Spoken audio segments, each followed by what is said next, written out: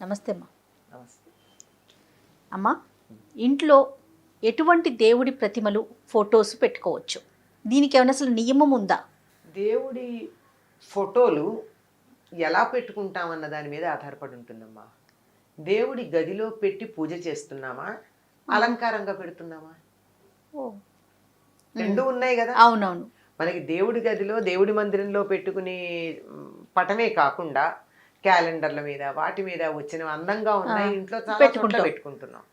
అలా ఎక్కడ పడితే అక్కడ అందంగా అలంకారంగా ఉండేది మనకి నచ్చినవన్నీ పెట్టుకోవచ్చు. కానీ పూజించటానికి పెట్టుకోవాల్సిన వాటివి మాత్రం కొన్ని నియమాలు ఉన్నాయి. ఏమిటి అంటే, విగ్రహం గనక అయినట్టయితే ఇంతకన్నా ఉండకూడదు. మన బొటన వేలు ఈ మొదటి కణుపు ఉందే, అంతకన్నా పెద్దది ఉండకూడదు. ఇంత ఉంటేనే దానికి బోరుడు నైవేద్యం పెట్టాలి. విగ్రహం పెరిగిన కొద్దీ నివేదనలు ఎక్కువ అవుతాయి. అందువల్ల అంత పెద్దవి పెట్టుకోకూడదు. చిన్న చిన్నవి ఉండొచ్చు, పైగా బోలుగా ఉండకూడదు, సాలిడ్గా ఉండాలి ఏది పెట్టుకున్నా. ఇప్పుడు వెండివి అవి ఎలా ఉంటాయి, పైన రేకుండి లోపల ఖాళీ ఉండి అట్లాంటివి పూజకి పనికిరావు. అలంకారంగా పెట్టుకోవచ్చు. ఇప్పుడు షోకేసుల్లో పెట్టుకోవచ్చండి. కృష్ణుడు బొమ్మ చాలా అందంగా ఉంటుంది. ఎన్ని రకాల కృష్ణుళ్ళు ఉన్నారో, వినాయకుడివి ఎన్ని రకాలు ఉంటాయో అవన్నీ అందంగా ఉంటాయి. నృత్య గణపతి, సంగీత గణపతి, ఇలాంటివి ఇవన్నీ అందంగా ఉంటాయని చెప్పి ఇంట్లో అలంకారంగా గోడల మీద కానీ షోకేసుల్లో కానీ పెట్టుకుంటే అసలు వాటికి ఎటువంటి తప్పు లేదు, ఏమీ లేదు. కానీ పూజ చేయడానికి పెట్టుకునేటప్పుడు మాత్రం బోలుగా ఉన్న విగ్రహాలు పనికిరావు.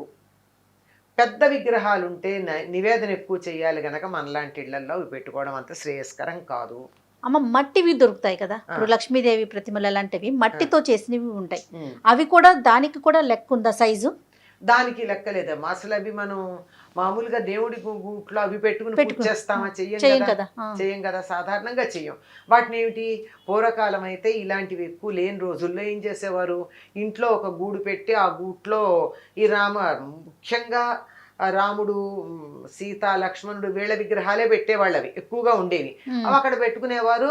ఎవరైనా ఇష్టం ఉంటే దానికి ఓ పువ్వు పెట్టడము, ఓ దీపం పెట్టడము చేసేవాళ్ళు, లేకపోతే లేదు. ఎందుకంటే రోజు పూజ చేయం కదా వాటికి. ఓకే, రోజు పూజ చేసుకునేటటువంటి విగ్రహాలు మాత్రం చిన్నవే ఉంటాయి, మిగిలినవి అలంకారమే. అలాగే ఫోటోలు కూడా అనేక రకాలైనటువంటి ఫోటోలు. అసలు దేవుడి గది ఎంత ఉంటుంది, ఎన్ని ఫోటోలు పెట్టగలరు? అందుకని మీ ఇష్టదైవానికి సంబంధించినటువంటి ఫోటో ఏదైనా పెట్టుకోండి. రాముల వారి సాధారణంగా ఇప్పుడు ఏదో కాలం మారిపోయింది, కానీ కొద్ది రోజుల క్రితం వరకు కూడా ప్రతి ఇంట్లోనూ పూజ మందిరంలో ఉన్నటువంటి ఛాయాచిత్రం అంటే ఫోటో ఏదైనా రామ పట్టాభిషేకం ఫోటోనే ఉంటూ ఉండేది ఎవరిళ్లల్లో అయినా. దక్షిణ దేశంలో అందరికీ రాముడు ఆరాధ్య దైవం అండి. ఇక్కడ తిరిగాడు. ఉత్తర దేశంలో కన్నా మీరు గమనించి చూసినట్టయితే రాముడి పేరు దక్షిణ దేశంలోనే ఎక్కువ మందికి ఉంటుంది. అందువల్ల అది ఎక్కడ చూడు మనకి, ఇదిగో ఇక్కడ రాముడు ఇక్కడ కూర్చున్నాడు, సీతమ్మ ఈ నదిలో ఇక్కడ స్నానం చేసింది, ఆ లక్ష్మణుడు ఇక్కడ పళ్ళు తెచ్చాడు, ఇలాంటి ప్రతిదానికి ఏదో ఒక లెక్క చెప్తాం. అంచేత రాముడితో మనకి చాలా దగ్గర సంబంధం ఉంది కనుక ఇక్కడ అంతా రామారాధన ఎక్కువ. ఇప్పుడు అది కొద్దిగా మారింది. మధ్యలో కొంతకాలం వెంకటేశ్వర స్వామి ఆరాధన చేస్తాం, ఇప్పుడు మళ్ళీ సాయిబాబా అంటున్నాం. ఇంకేమన్నా కొత్త దేవుడు వస్తే కొత్త దేవుడిని అయినా ఆరాధిస్తాం. మనం అసలు దేవుడిని పక్కన పెడతాం. ఇది ఒక దోషాల్లో ఒకటిగా పరిగణిస్తారు. మీరు కొత్తగా ఉన్న దైవాలను ఎంతమంది నాన్న ఆరాధించండి, తప్పేం లేదు. కానీ మీ కులదైవం ఎప్పటి నుంచో 2-3 తరాలుగా మీ ఇంట్లో వాళ్ళు ఎవరిని ఆరాధిస్తున్నారో వారి పూజ మాత్రం మానకూడదు. అదొకటి ఉంది కనుక ఇలా సాధారణంగా రామ పట్టాభిషేక చిత్రం ఉండేది. రామ మందిరం లేని గ్రామం లేదు మనకి. దేవాలయం లేకపోవచ్చు, కానీ రాముడి ఫోటో పెట్టుకుని భజన చేసేటటువంటిది మనకి ఈ ప్రాంతాలన్నీ ఉన్నాయండి. అవునమ్మా. ఎంతంటే ఈ విజయనగరం, శ్రీకాకుళం జిల్లాల్లో నుంచి మలేషియా ప్రాంతానికి కూలీలుగా వెళ్ళినటువంటి వాళ్ళు కూడా ఈనాటికి ఒక దీపం స్తంభం పెట్టుకుని రామభజన చేస్తారు. ఈరోజు కూడా మనం మానేసాం.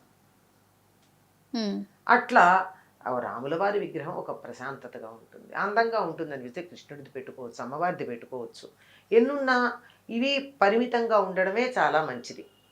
తర్వాత రకరకాల సిద్ధాంతాలు ఉన్నాయి వీటికి. ఏ సిద్ధాంతం ఎంత వరకు దానికి వ్యాలిడిటీ ఉంది అన్నది ఆలోచించాలి. ఏదో ఆంజనేయుడి ఫోటో ఇంట్లో వస్తూ ఉంటే ఎట్ట ఎదురుగా సింహద్వారంలోంచి రాగానే ఎదురుగా ఉండాలని కొంతమంది, లేదండి వినాయకుడు ఉండాలని కొంతమంది ఇలా చెప్తూ ఉంటారు. మీ ఇష్టదైవాన్ని మీ ఒపీనియన్ ఏంటమ్మా? ఏ ఏ రూపంలో ఉంటే ఏం దయా దేవుడు? రూపాలు వేరు కానీ తత్వం ఒకటే కదా. అంతేగా. అంచేత వాటికి పెద్దగా మనం అనుకోవాల్సిన పని లేదు. కానీ ఒక పూజ చేయడం అంటూ గంధము కుంకుమ పెట్టి పూజ చేయడం మొదలుపెట్టిన తర్వాత ఆపకూడదమ్మా. మనం ఇలా అందంగా పెట్టుకునే వాటికి మనం ఫోటోలో బొట్టు ఉంటుంది కానీ మనం గంధం పెట్టం దానికి. గంధం కుంకం దేవుడి గదిలో పెడితే ఖచ్చితంగా గంధం కుంకం పెడతాం. అది పెట్టామంటే దాన్ని పూజ చేస్తున్నామని అర్థం. ఇది అలంకారప్రాయంగా అందంగా ఉండడానికి రామభావనం కృష్ణ భావనం నాలో కలగడానికి ఒక ప్రేరణగా ఇక్కడ పెట్టుకున్నాను. అక్కడ పూజకు పెట్టుకున్నాను. అందుకని పూజకు పెట్టుకునేవి మీ కులదైవం ఎవరైతే వాళ్ళని పెట్టుకోండి. ఎవరి పేరుని మీరు అర్చనలు చేసి స్తుతులు చేస్తారో అవి పెట్టుకోండి.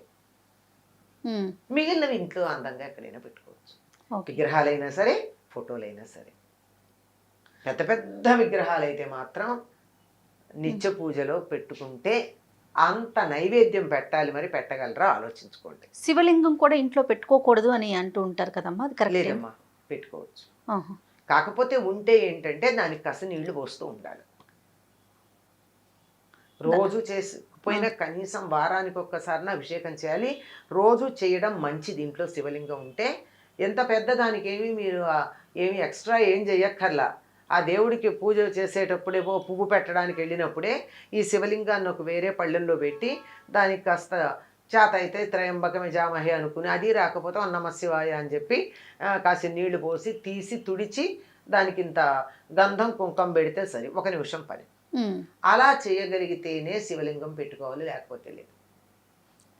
నేను చెయ్యను కానీ నాకు లింగం కావాలి అంటే బాగుండదు. ఓకే, లెక్క ఏమన్నా ఉందమ్మా సైజు? అలా ఏం లేదు.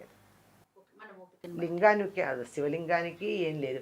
అది మామూలు తయారు చేసిన లింగమా సాలగ్రామమా అన్నదా. సాలగ్రామాలను బట్టి దాంట్లో తేడాలు కూడా. దేవుడి ఫోటోలు ప్రతిమలు కొన్ని పాడైపోతూ ఉంటాయి కదా, వాటిని ఏం చేయాలమ్మా? వాటిని అది వెండి విగ్రహాలు అనుకోండి, దాన్ని మార్చుకుని వేరే చేయించుకోండి. అంటే కన్ను ముక్కు స్పష్టంగా ఉన్న విగ్రహాలకే పూజ చేయాలి కనుక అలా, లేకపోతే మార్చి చేయించుకోండి. ఇత్తడివైనా మార్చి చేస్తారు, అంతేగాని వాటిని ఎక్కడ పడితే అక్కడ పారేయకండి. ఒకటి. ఇంకా ఛాయాచిత్ర ఫోటోలు ఉన్నాయి. ఈ ఫోటోల్ని తీసుకొచ్చి రోడ్ల మీద ఎక్కడ పడితే అక్కడ పారేస్తూ ఉంటారు, చెత్త కుండీల్లో పారేస్తూ ఉంటారు. అది సరైన పద్ధతి. నీ ఫోటో ఎవరైనా పారేస్తే నీకు ఎంత కోపం వస్తుంది?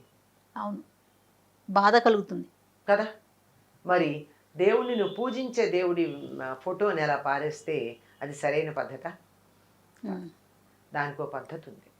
సో దేవుడి గుళ్ళో వదిలేసి వస్తూ ఉంటారు. ఏం చేయాలి, ఏం చేసుకుంటారు దేవుడి గుళ్ళల్లో వాళ్ళు? అవును. అందుకని వాటికి ఏమిటంటే చక్కగా వాటిని తీసుకుని వెళ్ళి ప్రవహిస్తున్నటువంటి నదిలో వాటిని పూజించి పసుపు కుంకుమ అక్షతలు కుంకుమ మొదలైన పువ్వులు వేసి వాటిని పూజించి వాటిని ప్రవహిస్తున్న నది నీటిలో వదిలిపెట్టడం ఒక పద్ధతి. లేదు నాకు దరిదాపుల్లో ఎక్కడా కూడా నది లేదు, ఏం చెయ్యాలి? వాటిని చక్కగా మంచి చితుకులతో, పిచ్చి పిచ్చివి కదా, మంచి చితుకులు తెచ్చి మంట పెట్టి దాన్ని ఏ దేవుడి విగ్రహం ఏ దేవుడి ఛాయాచిత్రమో ఆ పేరు చెప్పి ఆయన్ని పూజిస్తూ దాన్ని అగ్నికి ఆహుతి వేయడం ఒక పద్ధతి. అంతేగాని ఎక్కడ పడితే అక్కడ పారేయకూడదమ్మా. దేవుని గుళ్ళల్లో పెట్టడం కూడా కరెక్ట్ కాదు. తప్పుగా ఏం చేస్తారమ్మా వాళ్ళు మాత్రం. మనం కొన్నాళ్ళు పూజ చేసి పడేసిన విగ్రహ ఛాయాచిత్రాలకు వాళ్ళు పూజలు చేస్తారా? చేయలేకపోతారు కదా. అసలు ఎందుకు చెయ్యాలి నాకు అర్థం కాదు. అసలు నువ్వు ఎందుకు తెచ్చుకున్నావు? నీకు ఇన్నింటికి పూజ చేసే ఓపిక లేకపోతే ఎందుకు తెచ్చుకున్నావు? దాన్ని భద్రంగా పెట్టుకునే శక్తి లేకపోతే ఎందుకు తెచ్చుకున్నావు? నువ్వు తెచ్చుకుని నీ అశ్రద్ధకి ఎవరినెత్తునో పడేస్తావా బరువు? తప్పు కాదు. అవును. తర్వాత దేవాలయాల దర్శనం చేసుకోవటం, ప్రతి ఒక్కరూ ఇంత ప్రతిమ తీసుకొచ్చి ప్రసాదంతో పాటు ఇవ్వటం, ఇది కూడా చాలా తప్పమ్మా. దేవాలయాల వెళ్ళినప్పుడల్లా విగ్రహాలు తీసుకొచ్చి ఇవ్వడం అన్నది, ఫోటో ఫ్రేమ్స్ ఎక్కువ ఇస్తుంది. అడిగిన వాళ్ళకి ఇవ్వండి. మా ఇంట్లో లేదు, లేదా నువ్వు తిరుపతి వెళ్తున్నావు, మా ఇంట్లో వెంకటేశ్వర స్వామి విగ్రహం లేదు లేదా ఫోటో లేదు తెచ్చిపెట్టు అంటే వెళ్ళి ఇవ్వండి. లేకపోతే ఇంతంత ఫోటోలు తీసి వాటిని ప్రసాదాలతో కలిపి ఇవ్వడం. ఏం చేయాలి ఈ ఫోటోలన్నీ? అవును, ఎక్కడ పడితే అక్కడ పారేయలేము. పారేయలేము, ఇంట్లో పెట్టుకోవటానికి ప్లేస్ ఉండకపోవచ్చు. అసలు ఎక్కడ పెడతామమ్మా ఇవన్నీను? పైగా కొంతమంది ఫోటో ఫ్రేమ్లు ఇస్తారు, మరి కొంతమంది ఒట్టి కాగితమే ఇస్తారు. అవును, దీన్ని ఏం చేస్తారు? అందువల్ల నేను అందరికీ విజ్ఞప్తి చేస్తూనే ఉంటాను, ప్రసాదం ఇవ్వండి, హాయిగా తింటాం. భగవంతుడి అనుగ్రహం ఒకటి కత్తిగా బాగుంటుంది కదా, బాగుంటుంది. కానీ విగ్రహాలు ఫోటోలు ఇవ్వకండి అని రిక్వెస్ట్ చేస్తాం. అయినా కొంతమంది తెచ్చిస్తూ ఉంటారు. అవును, ఏం చేస్తాం, అన్నీ ఒక పక్కన పెడతాం. మరి దేవుడి దగ్గర పెట్టానో పూజ చెయ్యాలి. అందుకని అవన్నీ ఒక చోట పెట్టి కొత్తగా పెళ్ళే కాపురానికి వెళ్ళే వాళ్ళకి, అమ్మ మీరెవ్వరూ విగ్రహాలు కొనుక్కోకండి, ఫోటోలు కొనుక్కోకండి, దేవుడికి సంబంధించినవి మీకు నచ్చిన ఇవన్నీ ఇంత పెట్టె ఉంది, ఈ పెట్టెలో రకరకాల దేవుళ్ళ ఫోటోలు ఉన్నాయి, బోలెడు విగ్రహాలు ఉన్నాయి, మీకు మీ ఇంట్లో మీకు నచ్చిన దైవం ఫోటో కానీ విగ్రహం కానీ తీసుకెళ్ళి ఇప్పుడు మీరు పూజ చేసుకోండి. బాగుంది. అంటే అందరికీ తెచ్చిచ్చేవాళ్ళు ఉండకపోవచ్చు. అవును, ఈ తెచ్చిచ్చేవాళ్ళు ఎక్కువైపోయారు. అందరికీ నేను వీలైనంత వరకు తీర్థయాత్రలకు వెడుతున్నాము అని చెప్పే వాళ్ళందరికీ నేను ఒక విజ్ఞప్తి చేస్తూనే ఉంటా, ప్రసాదం మాత్రమే తండి. విగ్రహాలు ఫోటోలు తెచ్చి అడిగి ఎవరైనా తెచ్చి పెట్టమని అడిగితే తెండి, కానీ ఎవరికి ఊరికే ఇవ్వకండి. ఏం చేసుకుంటారండి ఎన్నెన్ని విగ్రహాలు, చివరికి అసలు ఆ విగ్రహాల మీద దుమ్ము పడితే దులుపుకోవడానికి తీరిక కూడా లేనని విగ్రహాలు దేవుడి దగ్గర పెట్టుకుని ఏం చేస్తాం? చక్కగా కొన్ని పెట్టుకోవటం, శ్రద్ధగా పూజ, ఒకటో రెండో మీకు ఎంత ఓపిక ఉంటే అంత, ఎంత చేయగలిగితే అంత. అలానేనమ్మా, తప్పకుండా. నమస్తే. ఇక ఈ వీడియో కనుక మీకు నచ్చినట్లయితే లైక్ చేయండి, షేర్ చేయండి. మరిన్ని వీడియోస్ కోసం మా ఛానల్ని సబ్స్క్రైబ్ చేసుకోండి.